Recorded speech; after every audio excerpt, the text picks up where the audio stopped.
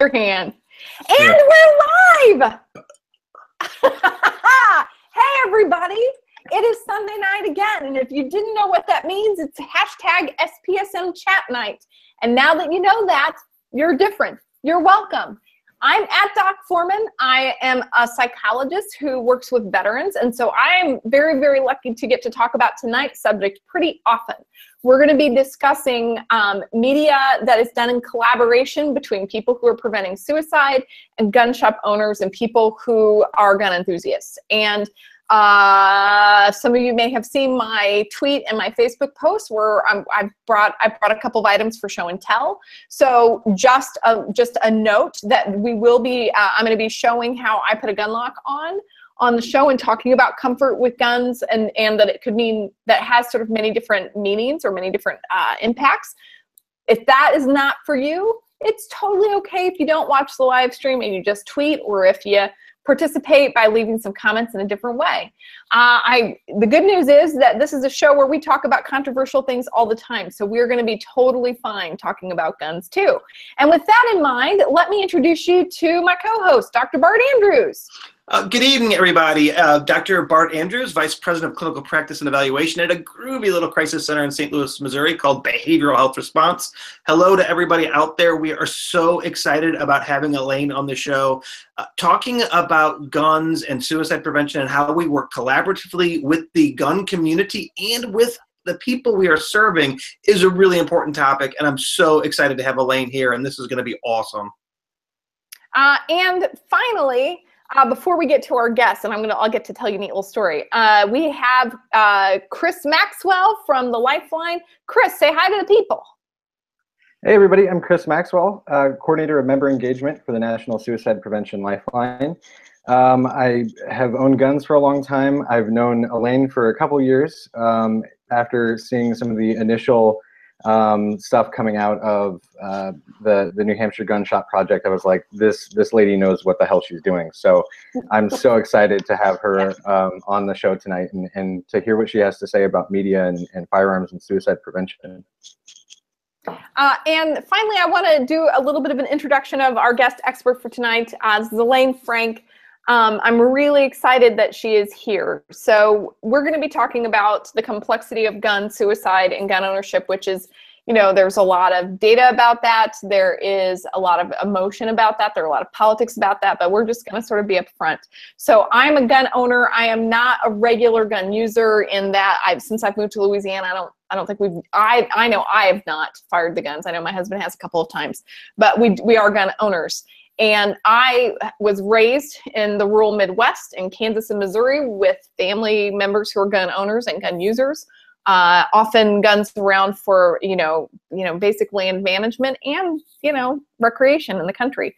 And so I'm not terribly uncomfortable with guns, but I was not a gun owner until I lived in Texas, where I found out very quickly that my friends liked to go to the gun range in the canyon and then like hang out all day, and that if I wanted to be invited to the party, that was like where it was. And I found out that I was pretty comfortable and okay with that. And this is how I sort of started my path into gun ownership. And so my experience has been as a clinician that sort of the discomfort, anxiety, intensity around gun ownership for clinicians is not the same as many of my patients where I've lived and worked. So in rural Kansas and Texas, and now in Louisiana where I work with veterans. So I'm working with people who are very, very trained to be around and to use firearms. So when I'm at the wonderful conference, and like everybody, do a big shout out to Lisa Sullivan at Stop Texas Suicide, I get to hear our guest experts speak. And I very rarely hear somebody who is just so clinically solid and is just very, very grounded in pragmatic conversation about guns and suicide. Things that aren't about the controversy or aren't about the politics, but just the sort of the pragmatics of how do we talk about this and what do we do that's in the best interest of the people that we take care of. So Elaine, if you would do me a big favor, would you introduce people and tell them a little bit about yourself? Sure. Hi, I'm Elaine Frank, and I'm excited to be with you guys. I'm from New Hampshire. I live in a town called Newport, which is, among other things, one of the manufacturing homes of Sturm Ruger, one of the largest gun manufacturers in the country. I call myself a non-gun person, so I'm not into guns, but I'm also not strongly opposed to them. My friends and neighbors work at Sturm Ruger. Many of them go hunting. Many of them go target shooting. For them, guns are no big deal. They're a tool or they're part of the furniture. And I came at all this work from a public health injury prevention perspective, where you look at the data and you say, okay, what's going on with mortality among young boys in our state? And it turned out that when you looked at the data, what was killing them was a rise in suicides. And when you look further, it was a rise in firearm suicides. So you say, okay, so what should we do? And in true public health form, we formed coalitions, one to look at suicide and one to look at firearms. So eventually in my career, those two came together.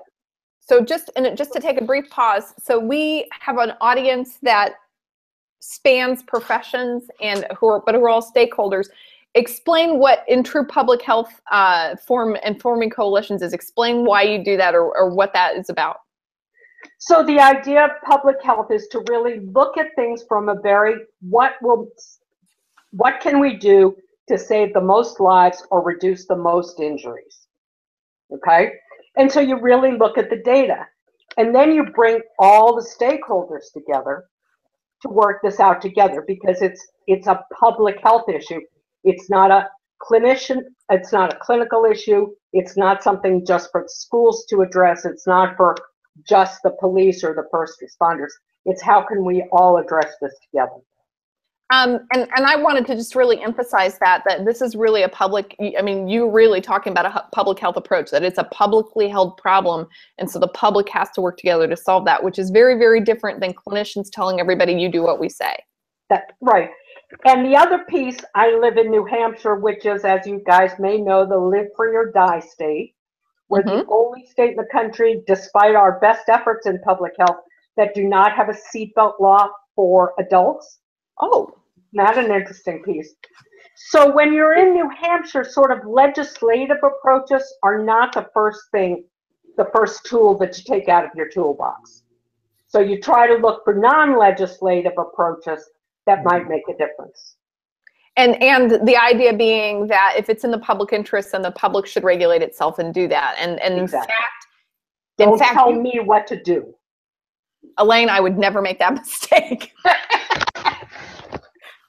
And that's very much a part of New Hampshire culture. But when you form these coalitions, in fact, everybody, my understanding of the story is everybody in New Hampshire behaved in a real New Hampshire kind of way, right? Right, right. And so so the Firearm Safety Coalition, which came together because we were saying, okay, how can we reduce firearm deaths among our young people? And I looked at what was coming out of the pro-gun community, the NRA, et cetera, and it was all about safe storage. And I looked at what was coming out of the, let's say, the anti-gun perspective, and it was all about getting guns out of your house and or maybe, if you absolutely have to have one, storing it safely. And I said, okay, why don't we get everybody together and see what we can hammer out that we might all be able to agree with. And how did that go? Like, when you did this could have gone a lot of different ways, but it didn't. How did it go? Well, to put it in perspective, it took us 2 years to develop our first piece of material, which was a brochure. Only 2 years, you know? So you got to take a lot of time because you've got to develop trust. You've got to develop mutual respect. You've got to figure out what is it really that we can focus on. And in that very first brochure, among other things, when we talked about safety for teens, we talked about consider off-site storage if your teen is going through a rough time for firearms. Okay, we did all the safe storage, but really said, if your kid's really having a rough time, having a gun in the house is not a great idea. And this brochure was help be funded by Sturm Ruger. They put that on their website. Ralph D'Amico, who you've met, who is the owner of the largest gun shop in New Hampshire and vice president of our NRA chapter, signed off on it. So it really was focusing on people's safety and not on whether people thought guns were good or thought guns were bad. Yeah, and that was, and we're going to talk about your media in a minute, because this is where we don't just talk about regular suicide prevention things, but we talk about things related to media and technology. In fact, you guys have done a bunch of media around this, which is what caught my attention, and it was very thoughtful. You really did move the language away from politics, away from rights, away from good or bad, to words like fatal, less fatal, safe, more safe, right? And right. Talked about sort of, this is just about your health. Right. And you know, and it's just extending the firearm owner's view of safe storage to really saying, okay, let's go beyond young children and bad guys, and let's talk about how do we keep things safe from our teenage son or our wife who is going through a serious depression. And when you were negotiating this and you were trying to come up with the language, which you end up doing a bunch of media projects, which caught my attention, and I'm hoping that we'll start talking about that. How did you get the gun owner and the gun shop community and the various organizations around that, how did you get them to start contributing language? Because I get the feeling like you didn't come up with this all on your own. Like no, that you really did. So yeah. So how did you do that? Again, slowly, really slowly, and just built. I mean, when we first came together, so we're moving ahead to the gun shop project. When we first started doing it, we just started by saying, okay, so is there a role that gun shop owners can play, gun shop owners and people working in gun shops can play in reducing firearm suicides? Just what could we do? And we looked at the data. We found that about 10% of suicide deaths in New Hampshire with firearms used newly acquired firearms. So somebody walks into a store, purchases a firearm, and uses it within a week to take their life. Okay. 10%. But the other 90% of firearm suicides utilize guns that are already in people's homes. So then we're like, okay, so we have to talk about purchase, new purchase, what you can do at the point of sale.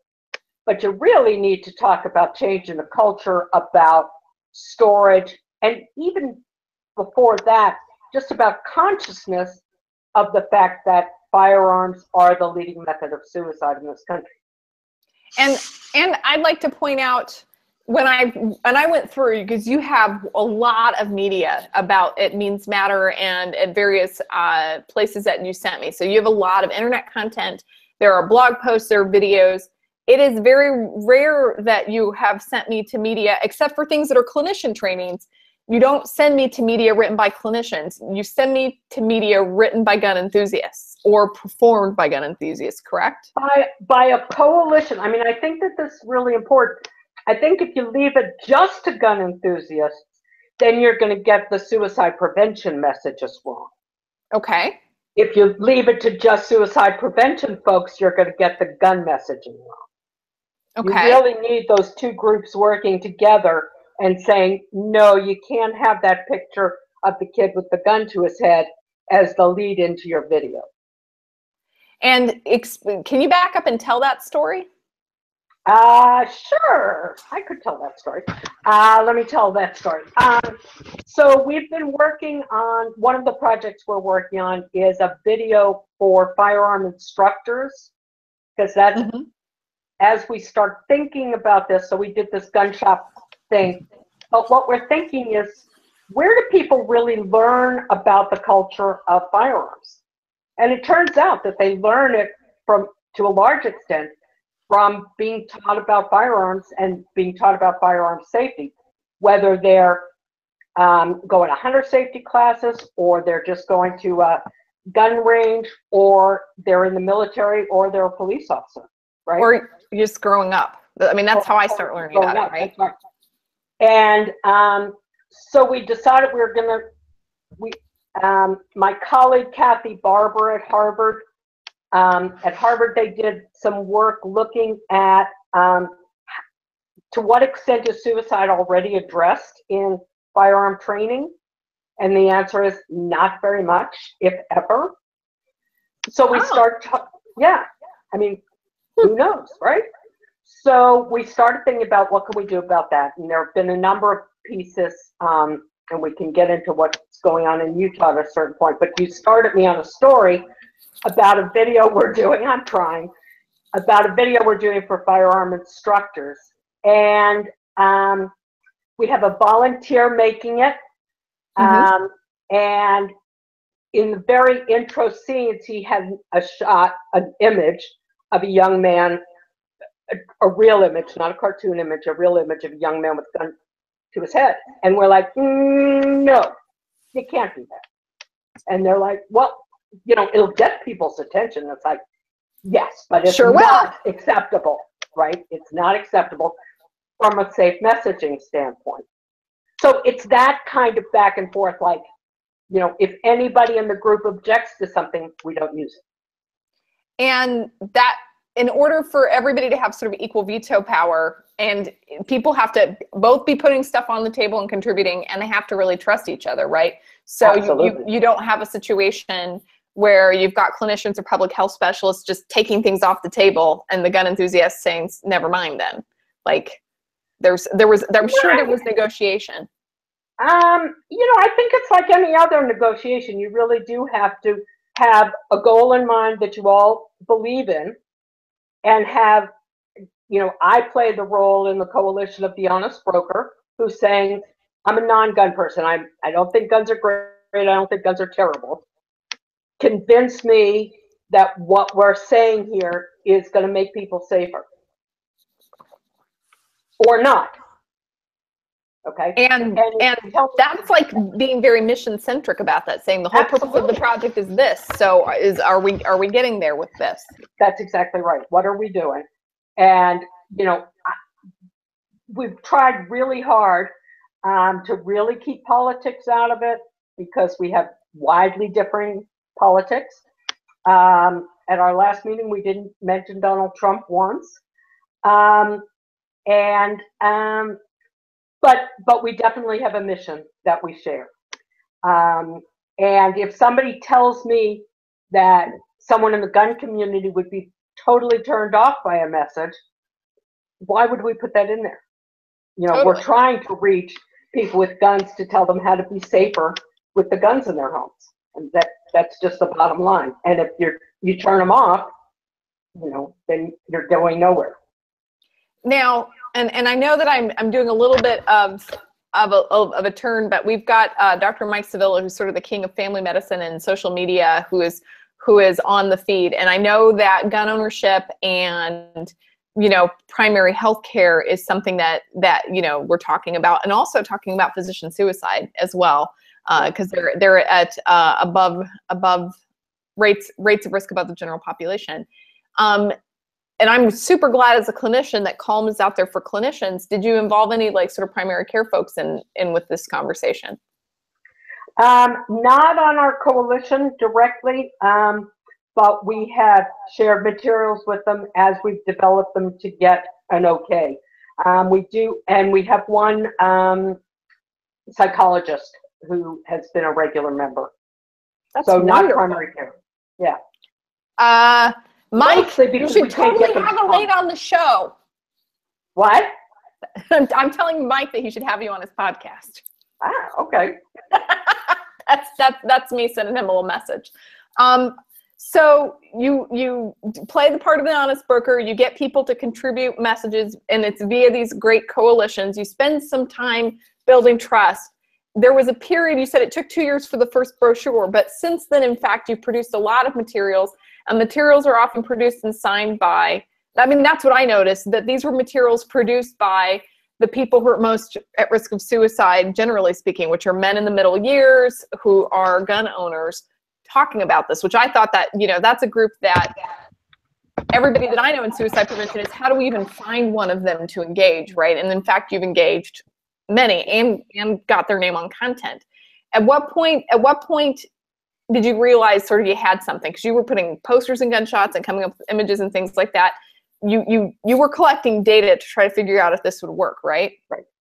So I guess what we did is we basically put some materials together, did a mailing out to gun shops, all of the independent storefront gun shops in New Hampshire, which was about 70. And then we decided to evaluate the uptake. Mm-hmm. And we visited each of those gun shops, volunteers from our coalition, and we basically decided to use a very objective criteria, which was when you walk into the shop, do you see any of our materials being used or on the walls? And it turned out that 48% of the gun shops, based on one mailing, were using our materials. Wow. And exactly, and we were like, holy shit, that's really phenomenal. That means that a lot of people really care about this among the gun enthusiast community. Right, right. I mean, as one of our members once said, is why would you think we, being the gun community, would care any less about gun suicides than you do, guys? You know, it's like, yeah, they do care. Most of the gun shop owners that I talked to, and I personally visited over 20 shops, virtually every single one of them knew someone who had died using a firearm in a suicide. So either a family member, a friend, a customer, a colleague, whatever. But the other thing that was very interesting is virtually none of them were aware that firearms were the leading method of suicide. Isn't that interesting? So they had a personal experience.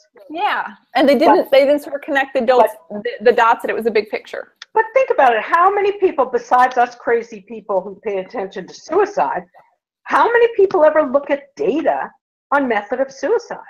I mean, why would you do that, right? And in fact, when you read the papers, you hear about people who are, you know, killed by the bad guy or killed by their husband or killed in a fight. You rarely, because of safe messaging, you rarely read that people died by suicide using a gun. Okay. In New Hampshire, in fact, for every gun homicide, there are nearly 9 gun suicides. 1 to 9. So that's one of the things you say to the gun control crowd. It's like, okay, so really, if you want to reduce firearm deaths in this country, you need to be looking at suicide. The thing is, because you're saying, if I cared about your health, how could we not talk about these numbers? Right. You're not hitting a lot of resistance. And you're also saying, we assume that you care about your own community and we have these numbers and we're worried too. What can we do about that? That sort of, that honest broker approach got you really compelling media, and it got you compelling adoption, and it eventually moves into social media because you guys start being on CNN, and those are out on YouTube, and you also start, you know, there are several YouTube videos, and now we see YouTube videos about installing gun locks and discussing this. We see ones with your partner Ralph, which I'd love for you to talk about, Ralph. I know we posted some links to videos with Ralph in it, a couple of them, but maybe you could talk about him some. But there's starting to be, in fact, fairly accessible content from the gun enthusiast community, or at least with them, you know, being prominent, talking about suicide and guns, right? Right. And they're early adopters. Right. Well, the other thing I want to say is, you know, you said, when did you know you had something? So, you know, in New Hampshire, almost 50% of the gun shops adopted it. But then we started going to AAS and other suicide prevention meetings, and people like Chris Maxwell, people all across the country start saying, oh, this is a really good idea. I could do something in Las Vegas. And they took materials like ours, made them their own, and started going to gun shows and showing these materials. People in Maryland, people in Texas, people all over started doing, whether using our materials or improving them, or in some cases not improving them, but that's okay too. But you know you've got something when lots of people say, oh, this is something that would work in my state. And you didn't have to pass a bunch of legislation. That sort of New Hampshire approach of we do care about our own health and wellness and safety. Exactly. It did work. It sort of. Go ahead. If it can work in New Hampshire, you know, it can work anywhere. And one of the other states that adopted very early was Maryland, which is a very pro-gun control state. So you've got a very pro-gun and then a very pro-gun control state. And in both places, it was adopted by the gun community very easily. I'm gonna take just a break, because we usually do at this point in the show. A lot of people are sort of counting on it. And of course, we've got one of the members in our feed talking about having lost someone to suicide via firearm. Bart, would you like to comment? Well, I think this is incredibly powerful. Having Elaine on the show is so important. One of the questions, Elaine, that somebody from the audience has, and I answered because I've heard of this, but a lot of folks don't realize that gun shop owners, if they do think that someone that's coming in to purchase a gun is struggling emotionally, will not sell them the firearm. That in fact does happen. Can you tell the group about? Because I think a lot of folks don't realize that in fact gun shop owners are often very sensitive to this and are looking out for this. And so if you could tell the folks that is happening. And because I think folks didn't even realize that. Well, I think what that is about, Bart, is that firearm dealers legally are not obliged to sell anyone a firearm for any reason. I mean, if they are told to trust their gut, and so that's whether they think it's an illegal purchase, a straw purchase, whether they think the person is under the influence, whether they think they're angry, blah, blah, blah, blah, blah, whatever. So in this regard, a lot of it is making gun shop owners and people who work in gun shops aware of the fact that I should add suicidal or depressed to the list of things I'm ticking off in my brain. Because that's the number one way that somebody's probably going to be harmed by this, right? Absolutely. And they didn't realize that. And shame, and I do a lot of shame on us, but shame on us for not doing what you did earlier. We were doing the warm up, and I said, you know, there's something about just maybe it's the person that you are, and it was, you know, being Elaine Frank in that place in that time, and having Ralph as a friend. I know, but it kind of is where, you know, why weren't we talking to the community most affected by this and asking how we could help them make their constituency safer and stay alive? And you did that, but a bunch of us didn't. Like a lot of people before you didn't, right? Well, let me go back a step, because I think especially for people who are seeing this or listening to it now or later, I think that the important first step really was the Means Matter research that took place at Harvard that really said, everything being equal, the method you use to make an attempt is critical as to whether you're going to live or die. And we you know, this is our 4th year on SPSM doing, you know, we're doing shows about suicide and technology and media and things like that, and talking about ways that we might be able to prevent suicide. And we have not talked about guns overly a lot, and means do matter, and shame on us for not doing that. Right. So Kathy and I, right? Go ahead. Kathy and I have been working together before this gun shop project stuff started. We worked together on Calm, which Chris talked about. And, you know, so it was that kind of natural step from when this incident occurred with Ralph, and I can go into that, to bring Kathy Barber and Harvard and the research and the science to bear. Although not without its problems, because Harvard is not particularly beloved by the gun community.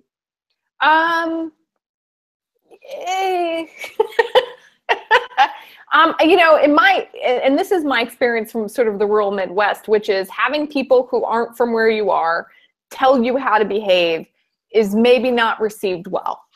Right. Absolutely. And people who are different from you telling you how you should behave.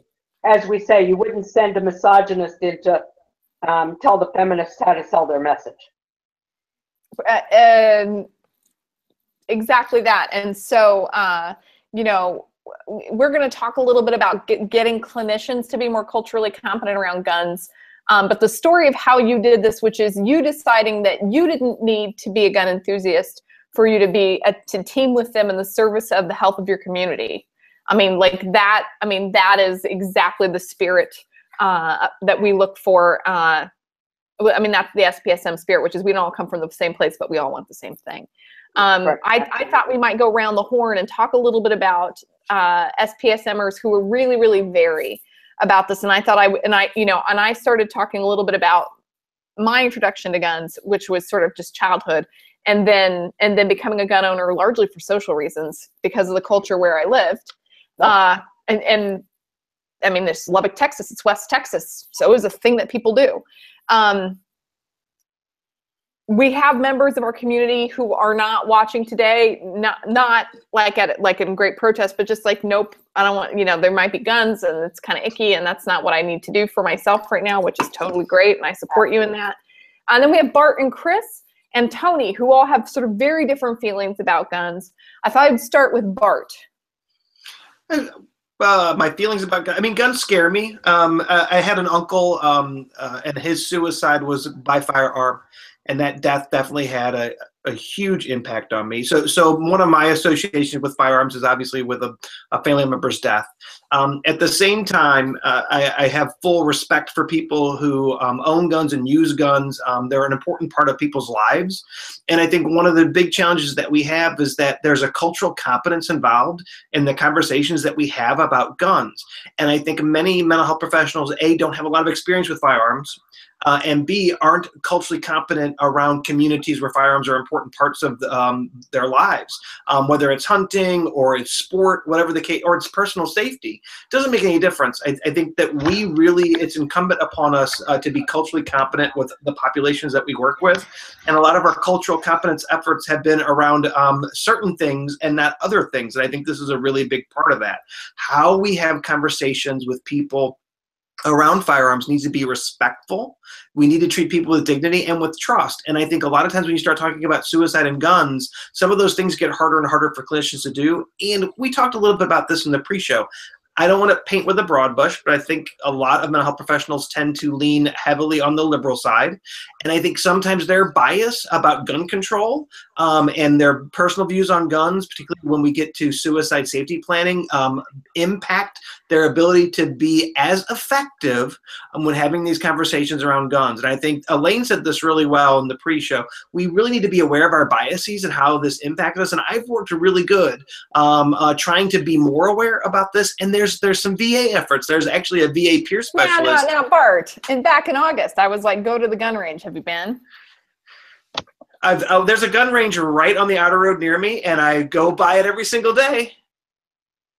Twice a day. And I'm so intimate with them. They're closed on Mother's Day, and I know that. That's how. Did you hear what Elaine's saying? Which is when they did the messaging, they went and invited the gun enthusiast community, and when they sent out their materials and they started doing media, they had a huge adoption. Like, they were willing to become familiar with this wonderful public health data from Harvard, even though that wasn't always the best cultural fit. What about clinicians being as willing as the gun enthusiasts? I think all clinicians should learn how to use a firearm or learn firearm safety techniques. And when will you commit to doing this, Bart? Soon. I'm so close. It's right. I mean, I feel a little bit like I'm on the hot seat here. I'm going to do it. Guns make me really, I'm going to be honest, guns make me really nervous. I'm going to tell them myself. Now, do you know any professionals who are good with nerves and anxiety? No. I don't. I wish I did, because if I had some really supportive friends in the community that really understood my pain and where I was with this, I would reach out to them. I'm done. Well said, Bart. Chris Maxwell. Oh, how about you? Yeah, no. So, sort of like you, April, I grew up around guns. I took a hunter safety class at 11. Had my first shotgun around that time, and spent a lot of time on my best friend's farm over the years growing up. But the core thing here, I think, and what was instilled through those experiences and through hunter safety from a very young age is this safety aspect. Gun enthusiasts they go nuts about safety. This is the core piece of what it means to own a gun. If you aren't safe with it, you do not deserve to own one. And your friends will not be around you. Like, it's the worst. Yeah. Like, tagging something with your firearm is just the worst social gaffe. Like, you just can't do it. Yeah. So what I was thrilled, I think, initially when I saw the New Hampshire stuff, the brochure in particular, how it was kind of interweaved, just this little tiny suicide prevention part. It was interweaved within something that is so incredibly important to this larger community. And it just made sense. And I know in the conversations that I've had with gun shop owners, initially they're like, I don't know if this is something that we really want to have, if we really want to have talks like this with our customers. And then I show them the brochure, and they look at it and they're like, oh yeah, no, this totally makes sense. I would totally have this on the counter. So it's really just using the common language that I'm sure was developed mostly because of that multidisciplinary approach, that the public health approach, and using a whole bunch of different stakeholders. And the second point that I just wanted to make too, and this goes directly to Bart, and that anybody who really does want to build some cultural competency, and I think, Bart, you're absolutely 100% correct. It's needed, just like any other type of cultural competency. But I want to reassure everyone too that it is not a huge deal to go to a range. There are probably some really nice ranges around your area. We have a couple up in our metro area that, I'm not kidding, they look like a Starbucks. They have a lobby, and they have fresh baked cookies. I am not kidding. Oh, that's awesome. Yeah, and then they have a viewing window so you can see other people out on the range. So it's a very welcoming experience. And when you go in, if you say, to whoever you're renting the range time from, I would like to rent a gun, and I have never fired one before. Would you mind showing me kind of how this process works? I'm trying to become more familiar with them because of my work, or what I do. I come in contact with a lot of people who have experience with guns, and I want to be more involved with that. They are almost always incredibly thrilled to not only give you their information, because this is something that they're passionate about. This is their expertise. Just like when we want to share our expertise on suicide prevention. And they will sit there with you, and they will go through your questions, and they will tell you how things work. So just creating those bridges, I think, is really important. But I do want to reiterate that an anxiety prone experience. I mean, this is something that you can go into it with an idea of collaboration, and people are really into it. Absolutely. And I would like for Elaine to comment, because I mean, that's what we're finding out, is that the anxiety and resistance isn't on the side of the gun enthusiast, I don't think. No. I would say that that's generally true. Most gun enthusiasts are trying to make converts. And so they will bake cookies and, give you free ammo and do all kinds of things to win you over, as it were. The other thing, though, that I want to say is, and Bart, I'm taking up for you here, because I do think you're being ganged up on a little bit. This is important, Elaine, because I get so little support among this crowd that just to have one person stand up for me one time means a lot. Good. So here I go. So being culturally competent doesn't mean that you have to try everything that your patients try. Okay? Oh. Like, you don't have to get shit-faced every weekend to be able to talk to people about substance abuse. Oh. Fair. Huh? Right? Okay. But I do think that we do need to be culturally competent. And, shameless plug, one fairly painless way to do that is to take the free Call 'em Online class through SPRC. That will, there is a module on there that is sort of introduction to firearms, right? That's the one you were talking about, Chris? That will just sort of show you the anatomy of a firearm and give you some of the language and talk about the difference between a pistol and a rifle and a revolver and that kind of stuff. But then it will also take you through how to talk to people collaboratively about firearms in a way that is not off-putting and doesn't pretend that you know more about guns than you do. Which you should never do. Real key, right? I mean, don't pretend you know something, because I will tell you, gun guys know when you're, you know.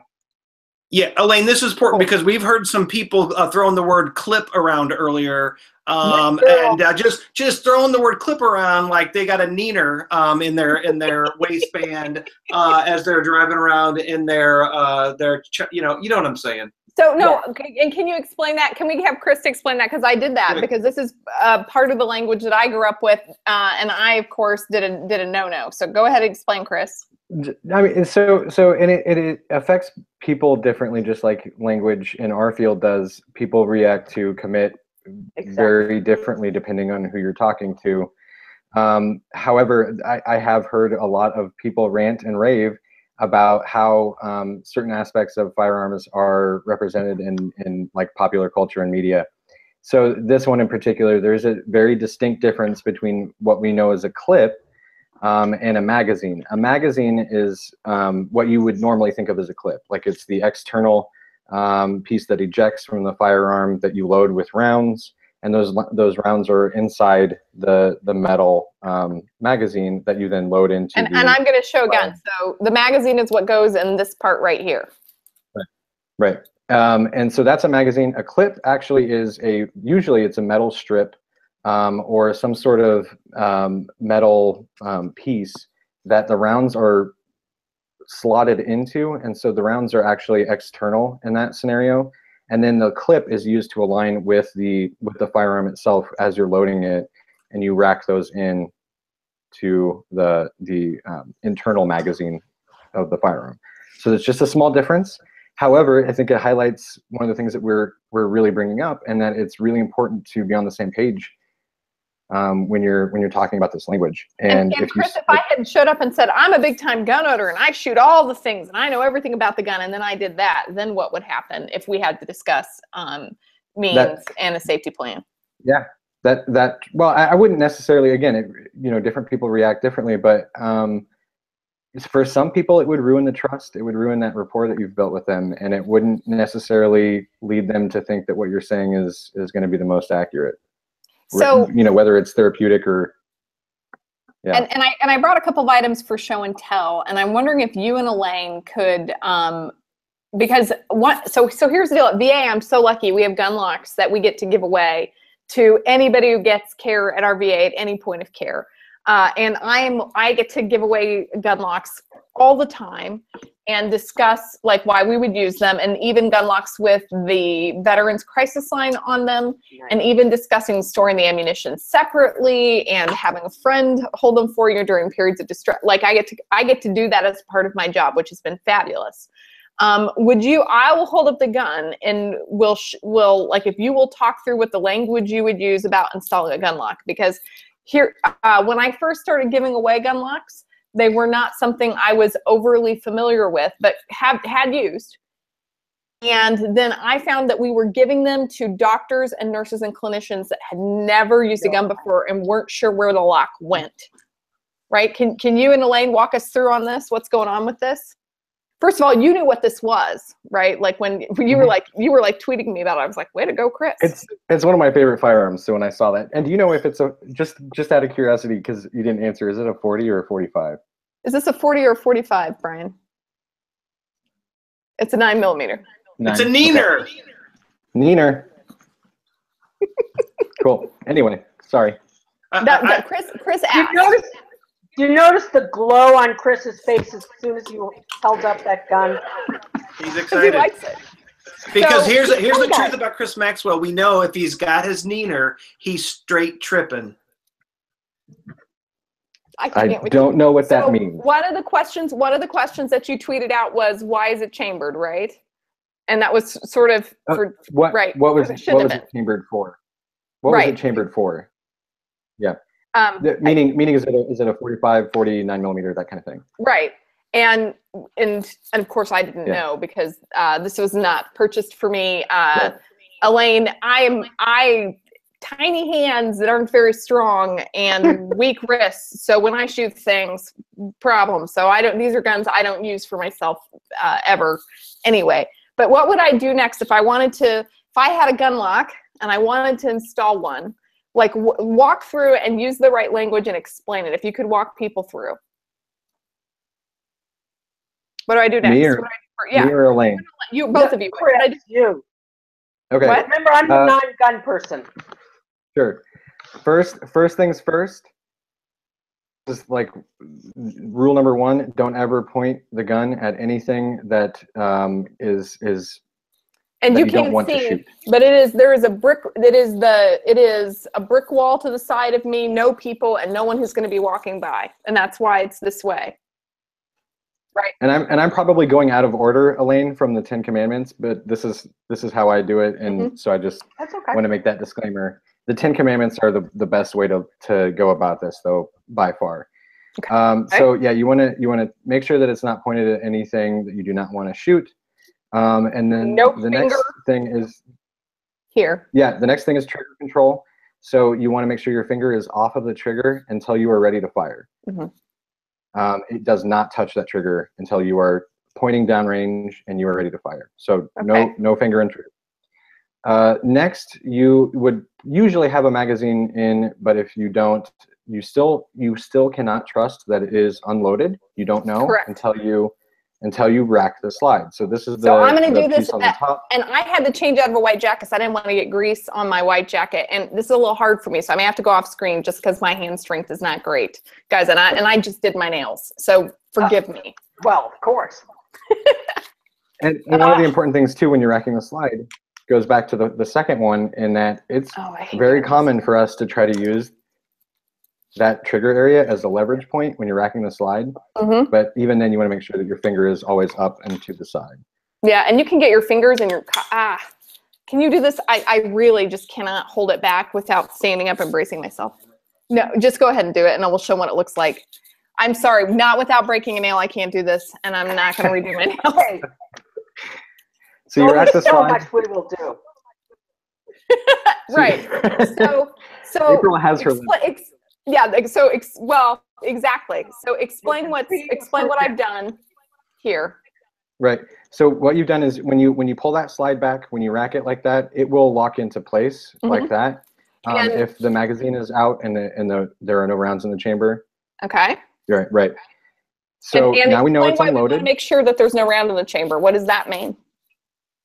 So again, right, when you take out the magazine, you assume, a lot of people assume, who may be unfamiliar with firearms, that there is no round inside the chamber. If that slide had already been racked with the magazine in and loaded, there would be a round in the chamber and ready to fire. So you want to make sure that you rack it back if there is one in there. So we know it's empty, and now you just take that that lock. You take one side of it, you enter it, just like that. So see, it's right through here, folks. And we're going to show this on a couple of guns. And I'm so glad I wore black jacket so that I can't stain anything. That was my sort of concession to doing this because I knew I would get it dirty. Oh, come on, pop in. So another thing that I don't recommend is that you handle guns after you do give yourself a manicure. Turns out to be counterproductive. So I'm getting my assistant to the side here to help.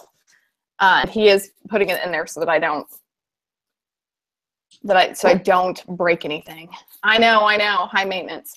Okay, so now Elaine, I have a gun with a gun lock on it and a key. So now I can't die by suicide, right? No, because you have the key and you have the gun lock. Okay. Now tell the rest of the story. Okay, so the deal with gun locks is that, or trigger locks, or whatever you want to call them, is that they're pretty effective at keeping your 5-year-old from opening from getting a hold of your gun. However, can you hand the lock pick? Pardon? Go ahead. Oh, he's handing me my lock picks. Go ahead. Okay. However, they're not nearly as effective as that when you're talking about your 17-year-old depressed son or your wife or anybody who knows your hiding places. Okay? And kids tend to know, where you hide the booze and where you put in their Christmas presents. Oh, and where you keep your guns. So, as an added strategy, gun locks are great, provided that the key is kept in a very safe place, generally on your person. Okay. And I just want you to see, this key is very tiny, and this little lock pick or a bobby pin could probably break it. Or honestly, some snips could undo this bolt. This could be totally undone without a lot of complicated tools. Just a heads up. Anyway, keep going. And most 17-year-olds can figure that out. So what we say is that, a trigger lock is good as an additional step, because in means matter, we're basically saying putting time and distance between a suicidal person and a firearm could save their lives. Okay? Time and distance. So any additional steps somebody has to make to get a hold of the gun is a good thing. But don't put a trigger lock on a gun, leave it on your dining room table and say we're good. Okay?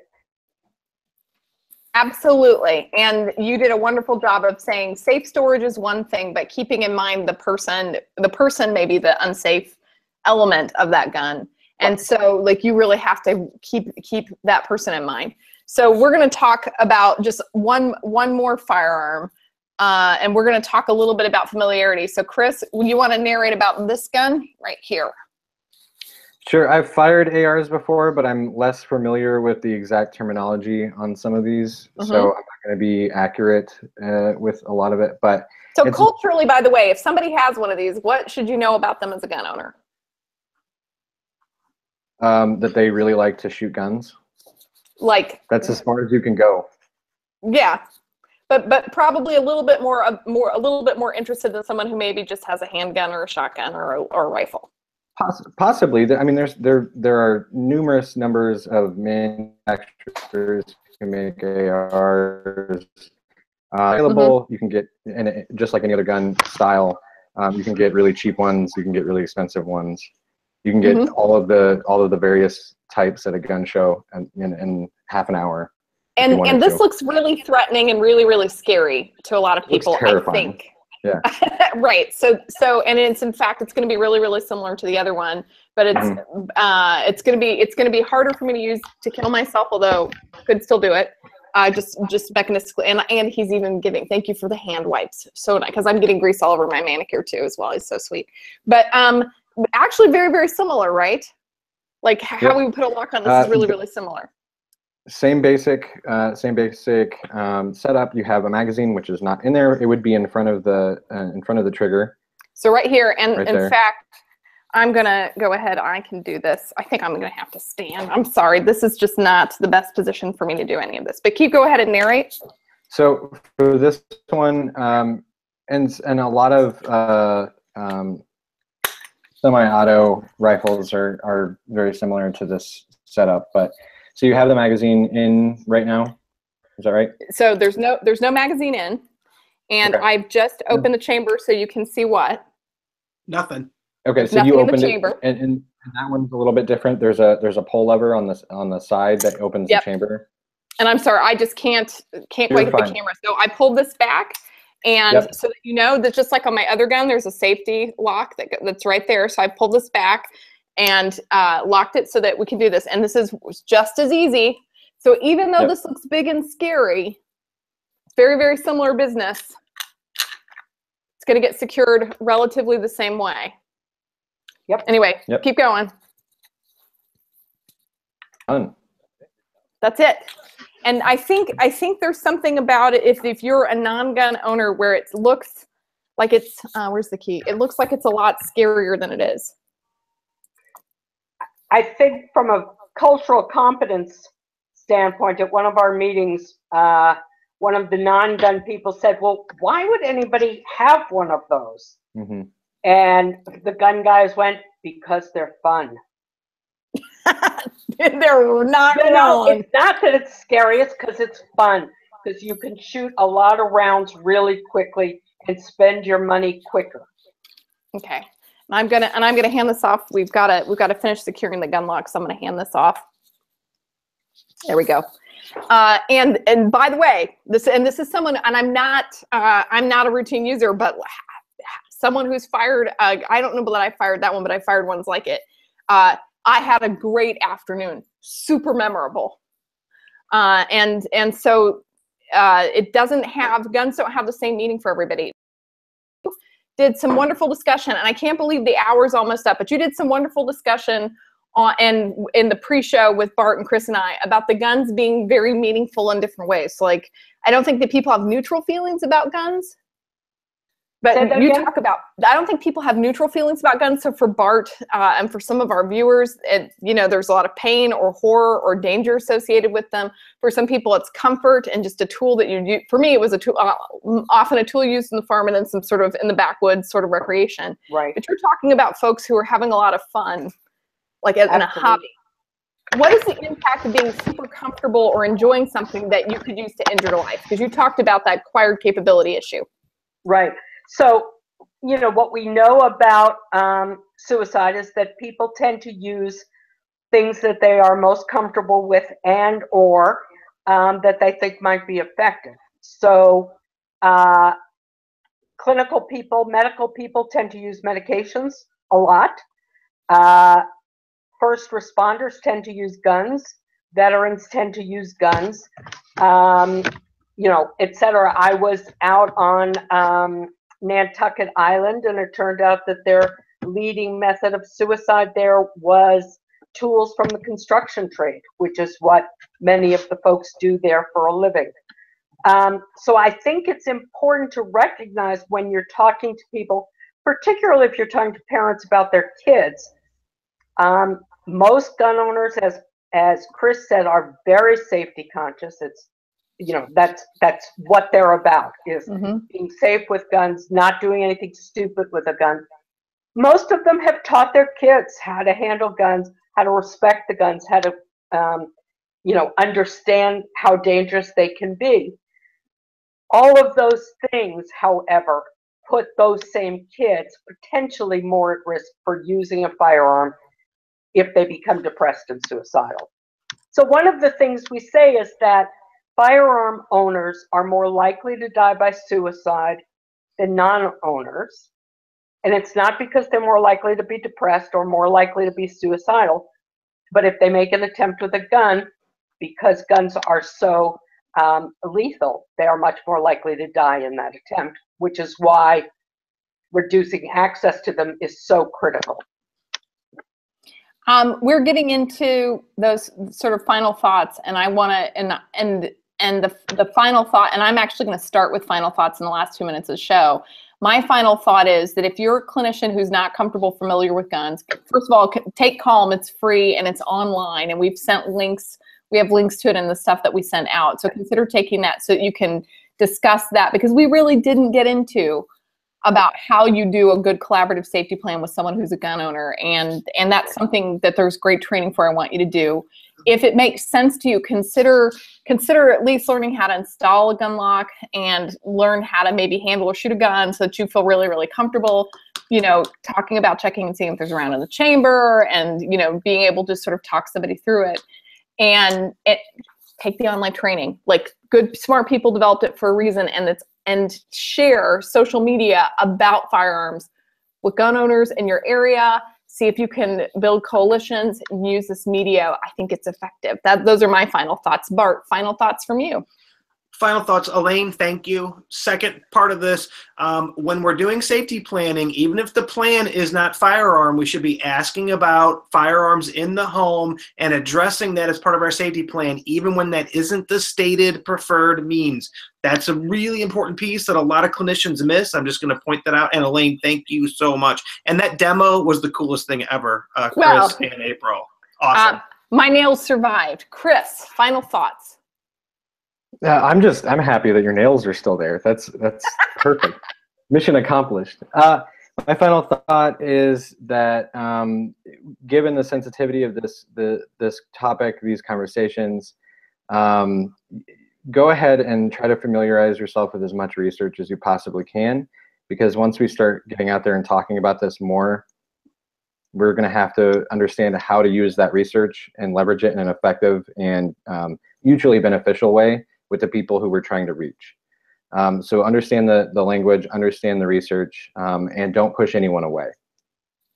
Elaine, and thank you, Elaine. Oh yeah, Elaine rocks. I saw her 5 minutes in. I was like, how do I get to be her friend? Elaine, final thoughts for our audience. So I think that in the suicide prevention field, we're really looking at how to reduce suicide rates among, white middle-aged men. Firearms are really an important piece of that. And I think in terms of cultural competence, I think one thing we should remember, and one of the things we're trying to do with all of this work, is to recognize that men are often better at offering help than at asking for help, and teaching the gun community that telling their buddy that they're worried about them and can they hold on to their guns or babysit their guns till they're feeling better really might save lives. That's